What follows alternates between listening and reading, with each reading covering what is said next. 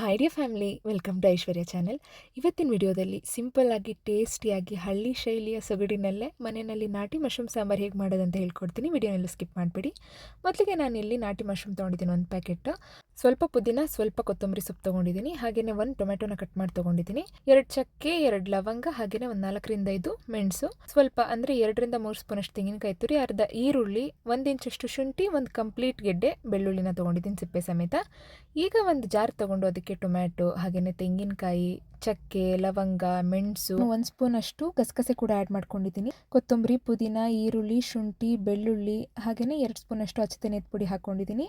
ಗಸಗಸೆ ಹಾಕಿರೋದು ರೆಕಾರ್ಡ್ ಆಗಿಲ್ಲ, ನೀವು ಅದನ್ನು ಆ್ಯಡ್ ಮಾಡ್ಕೊಳ್ಳೋದು ಮರಿಬೇಡಿ. ಸ್ವಲ್ಪ ನೀರು ಸೇರಿಸ್ಕೊಂಡು ಸ್ಮೂತಾಗಿ ಇದನ್ನು ರುಬ್ಕೊಳ್ಬೇಕು. ಸಣ್ಣದಾಗಿ ರುಬ್ಬಿದ್ರೆ ಮಾತ್ರ ಸಾಂಬಾರು ಚೆನ್ನಾಗಿ ಬರೋದು. ಈ ರೀತಿ ಕಂಪ್ಲೀಟಾಗಿ ಫೈನ್ ಪೇಸ್ಟ್ ಆಗಿರಬೇಕು. ಈಗ ಒಂದು ಪಾತ್ರೆಗೆ ಎಣ್ಣೆ ಹಾಕಿ ಮಶ್ರೂಮ್ ಹಾಕಿ ಉಪ್ಪು ಅರಿಶಿನ ಹಾಕಿ ಇದನ್ನು ಚೆನ್ನಾಗಿ ಮಿಕ್ಸ್ ಮಾಡ್ಕೊಳ್ತಾ ಇದ್ದೀನಿ. ನೀರೆಲ್ಲ ಇದರಲ್ಲಿರೋದು ಡ್ರೈ ಆಗಬೇಕು. ಈ ಮಶ್ರೂಮಲ್ಲಿ ತುಂಬ ನೀರಿರುತ್ತೆ.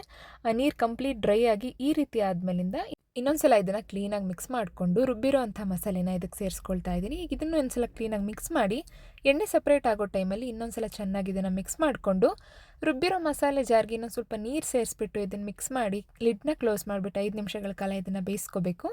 ಮತ್ತು ಇದಕ್ಕೆ ನೀರು ಎಷ್ಟು ಬೇಕು, ನಾನಿಲ್ಲಿ 2 ಲೋಟದಷ್ಟು ನೀರು ಸೇರಿಸ್ಕೊಂಡಿದ್ದೀನಿ. ಅಷ್ಟು ನೀರು ಸೇರಿಸ್ಬಿಟ್ಟು ಗಟ್ಟಿ ಬೇಕಂದರೆ ಕಡಿಮೆ ಸೇರಿಸ್ಕೊಳ್ಳಿ. ಲಿಡ್ ಕ್ಲೋಸ್ ಮಾಡಿ ಮತ್ತೆ ಒಂದು 5 ನಿಮಿಷಗಳ ಕಾಲ ಇದನ್ನು ಚೆನ್ನಾಗಿ ಬೇಯಿಸಬೇಕು. ಎಣ್ಣೆ ಸಪ್ರೇಟ್ ಆಗ್ತಾ ಬರಬೇಕು ಸಾಂಬಾರು. ಆ ರೀತಿ ಆದಮೇಲಿಂದ ಈಗ ತೋರಿಸ್ತೀನಲ್ಲ, ಈ ಥರ ಆದಮೇಲೆ 1 ಸ್ಪೂನಷ್ಟು ಖಾರದ ಪುಡಿ ಹಾಕಿ ಚೆನ್ನಾಗಿ ಮಿಕ್ಸ್ ಮಾಡ್ಕೊಳ್ಳಿ. ಕಲರ್ ಚೆನ್ನಾಗಿ ಬರುತ್ತೆ ಸಾಂಬಾರ್ದು. ಮತ್ತು ನಾವು ಇದಕ್ಕೆ ಹಸಿರು ಮೆಣಸಿನ್ಕಾಯಿ ಸೇರಿಸಿಲ್ಲ, ಹಾಗಾಗಿ ನಾನು ಇದಕ್ಕೆ ಖಾರದ ಪುಡಿ ಸೇರಿಸಿದ್ದೀನಿ. ಲಿಡ್ ಕ್ಲೋಸ್ ಮಾಡಿಬಿಟ್ಟು ಒಂದು 8ರಿಂದ 10 ನಿಮಿಷಗಳ ಕಾಲ ಇದನ್ನು ಮೀಡಿಯಮ್ ಫ್ಲೇಮಲ್ಲಿ ಚೆನ್ನಾಗಿ ಕುದಿಸ್ಕೊಳ್ಬೇಕು. ಅಷ್ಟು ಮಾಡಿದ್ರೆ ಹಳ್ಳಿ ಸ್ಟೈಲ್ನಲ್ಲಿರುವಂಥ ನಾಟಿ ಮಶ್ರೂಮ್ ಸಾಂಬಾರು ತಯಾರಾಗುತ್ತೆ. ನಿಮಗೆ ಬೇಕಾದ ಹದದಲ್ಲಿ ನೀವು ಇದನ್ನು ಬೇಯಿಸ್ಕೊಳ್ಳಿ. ನೀರು ಬೇಕು ಅಂದವರು ಚೆನ್ನಾಗಿ ಗಟ್ಟಿಯಾಗೋದಕ್ಕೆ ಮೊದಲೇ ನೀವು ಗ್ಯಾಸ್ ಫ್ಲೇಮ್ ಆಫ್ ಮಾಡ್ಕೊಳ್ಬೋದು. ಕೆಲವರು ಕರಿ ಥರ ಬೇಕು, ಗಟ್ಟಿ ಬೇಕು ಅಂತಾರಲ್ಲ, ಅವರು ಸ್ವಲ್ಪ ಗಟ್ಟಿ ಮಾಡ್ಕೊಳ್ಬೋದು.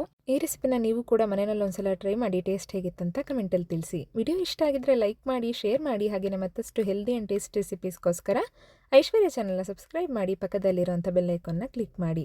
Thank you so much for watching Aishwarya channel. ಎಲ್ರಿಗೂ ಒಳ್ಳೆಯದಾಗಲಿ.